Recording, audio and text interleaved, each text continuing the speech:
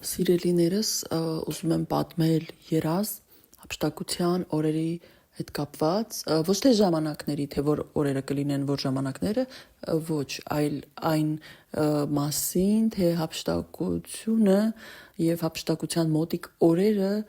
ինչպիսին են։ Հիմա չեմ կարող ճիշտ բացատրել միտքս, երազս պատմեմ։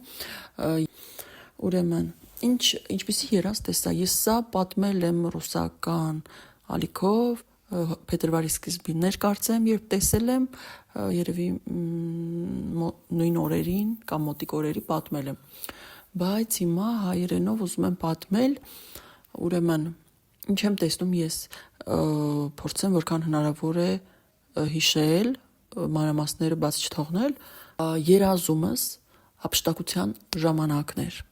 Եվ մենք գիտեինք, ես գիտեի եւ մենք գիտեինք, որ հափշտակության օրերը այսպիսին են լինելու, որ եկեք պատկերացնենք, թե Աստված սահմանել է այդ օրը, որը որ մենք չգիտենք։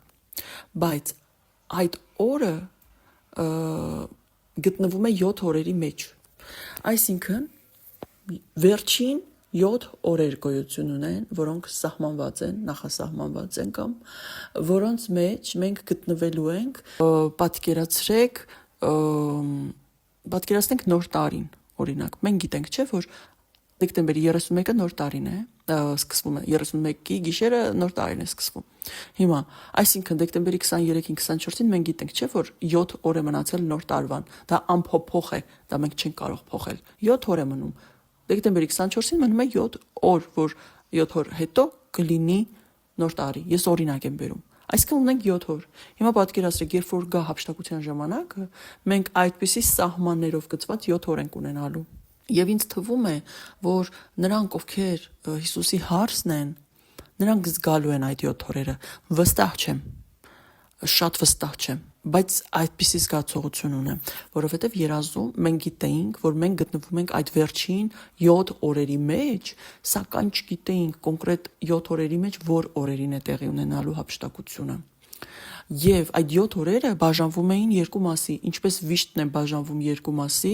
3.5 տարի, 3.5 տարի, այդպես էլ այդ 7 օրերն էին բաժանվում երկու մասի, 3.5 օր, 3.5 օր։ Եվ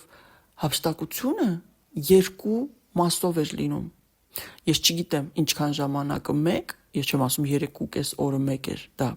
ես չգիտեմ ինչքան ժամանակը մեկ, բայց երկու մասով էր լինում հափշտակությունը եւ երազում ես ինքս դժգոհ էի դրանից, վրդովված էի, այսպես ասած, փնթփնթում էի, որովհետեւ ես ասում էի, որ ինչպես թե ես այսպես չէի պատկերացնում, մենք այսպես չէինք պատկերացնում, ինչու է հափշտակությունը երկու մասով եւ ինչու էր երկու մասով։ Երկու խմբի էին բաժանվել այն մարդիկ, ովքեր պիտի հափշտակվեին։ Մի մասը, որ սկզբում էր հափշտակվելու,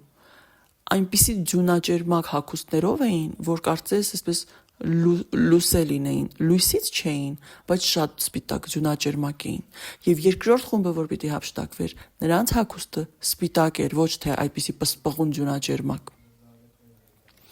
Եվ սկզբում այդ ձյունաճերմակներն էին հափշտակվելու, մի որոշ ժամանակ անց, չգիտեմ ինչքան ժամանակ անց, սպիտակ հագուստներով։ Ես հիմա ուզում եմ մի բան ասել, բայց վստահ չեմ, բայց միշտ ասելով անցած տարվանից այդ միտքը իմ հետ եղել է, ես ուղղակի կիսվում եմ, սա արդեն որպես իմ միտքը, ես չեմ ասում, որ այդպես ես գիտեմ, այդպես ինձ տրված է, այդպես ես տեսել եմ եւ այլն, բայց ես միշտ մտածել եմ, տեսեք, երբ նոր կտակարանում, ավետարաններում գրված է հարսի մասին, փեսայի մասին, խնջույքի մասին, կանչվածների մասին, հյուրերի մասին, ինչպես նաև տասկույսերի մասին, օրինակ 5 իմաստուն կույսը, 5 անխոհեմ կույսերը, այսինքն միշտ իմ մոտ մի միտք է եղել, զգացողություն, որը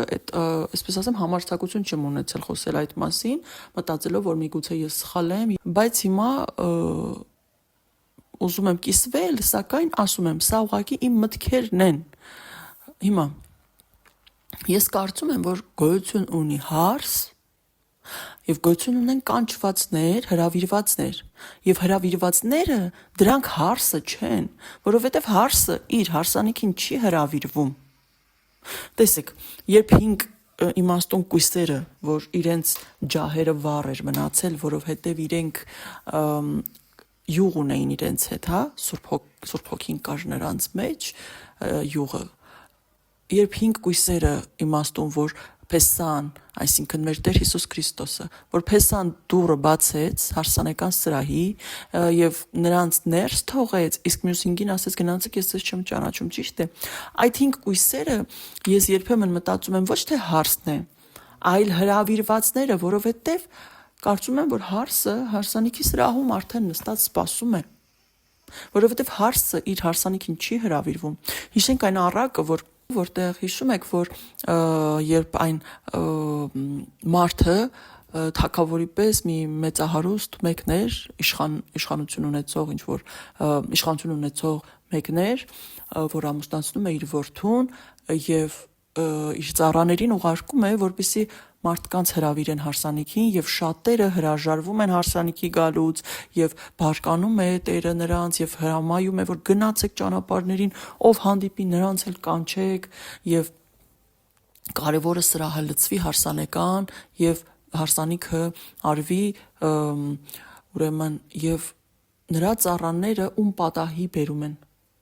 Եվ երբ Տերը մտնում է, հայրը մտնում է հարսանեկան սրահ, հարսանիքի վայրը, նա տեսնում է, որ մի մարդ է նստած, ում հագուստը չի համապատասխանում հարսանիքին եւ տալիս է իր ծառաներին կապկպել այդ մարդուն եւ շպրտել դուրս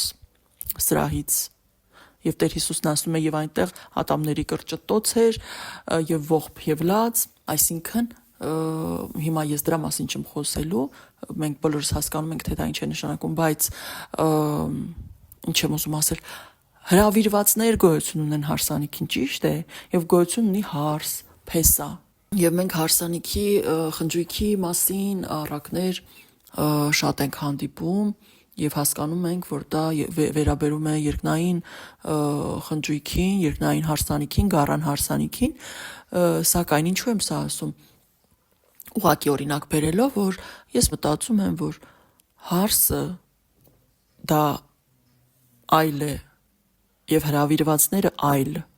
Միգուցե սխալվում եմ, բայց ես այդպես եմ մտորում, մտածում, որովհետեւ հարսին իր հարսանիքին չեն հրավիրում։ Բայց կան հրավիրվածներ։ Եվ միգուցե այն երկրորդ խումբը, որ հափշտակվում էր այն ջունաճերմակ հագուստովներից հետո, սպիտակ հագուստով խումբը, միգուցե նրանք հրավիրվածներն են համարվում, միգուցե սրանք իմ մտքերն են, իմ մտորումներն են։ Ինչպես նաև ես մտածում էի, սա էլ ուղղակի մտքեր են, որ միգուցե նրանք, ովքեր ամբողջովին իրենց չեն հանձնել Հիսուս Քրիստոսին եւ չեն ապրում Աստծո կամքի մեջ, խոնարհությամբ եւ մաքուր, այսինքն այն մարդիկ, ովքեր ամբողջովին չեն խոնարհությամբ գնում Տիրոջ հետևից, միգուցե նրանք, որ մութ օրերի մեջ, մութ 3 օրերի մեջ ունենան հնարավորություն ապաշխարության, միգուցե այդպիսի մարդիկ հենց մութ 3 օրերի մեջ մաքրվեն եւ արժանանան հափշտակությանը եւ հենց նրանք լինեն հրավիրվածների պես, նրանք լինեն այդ սպիտակ շորերովը։ Նորից եմ ասում, սրանք իմ մտքերն են, ես սրանք չեմ հաստատում։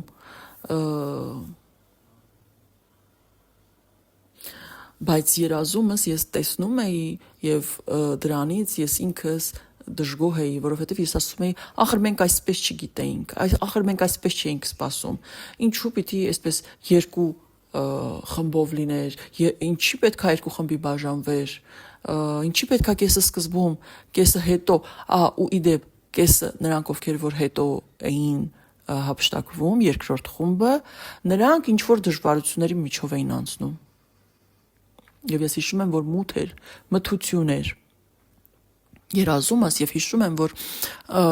գետնին ինչ որ մի տեղում հողի վրա բարձր սպիտակ լուսե խաչեր դրված կամ խաչեր էին կամ խաչ էր մի, չեմ հիշում քանի, բայց եւ այդ խաչերը մթության մեջ տեսնում էի եւ դա ուժ էր տալիս։ Ես չգիտեմ ես որ խմբին էի պատկանում, որովհետեւ երբ արթնացել էի, ես չէի հասկանում ես որ խմբին էի պատկանում։ Տպավորություն էր, որ այդ ամենին ես եւ մեջից էի նայում եւ կողքից։ Ես չէի հասկանում ես որ խմբին եմ պատկանում։ Եվ դա 7 օրվա սահմանում պետք է լիներ, այդ 7 օրը այսպես տարածության պես գծված էր։ Առաջին օրը եւ 7-րդ օրը եւ դա սահմանն էր, որի մեջ պիտի տեղի ունենար հափշտակությունը։ Կարող է եւ լրիվ ուղիղ իմաստով չի այս ամենը ինչ որ ես տեսել եմ։ Կգա ժամանակը կհասկանանք։ Միգուցե լսողները ինչ որ վկայություններ ունենան կամ հենց Աստծուց տված իրենց համար ինչ որ հայտնություններ, որ արդեն կարողանան հասկանալ այն ինչ որ ես չեմ կարողանում հասկանալ։ Այսքանը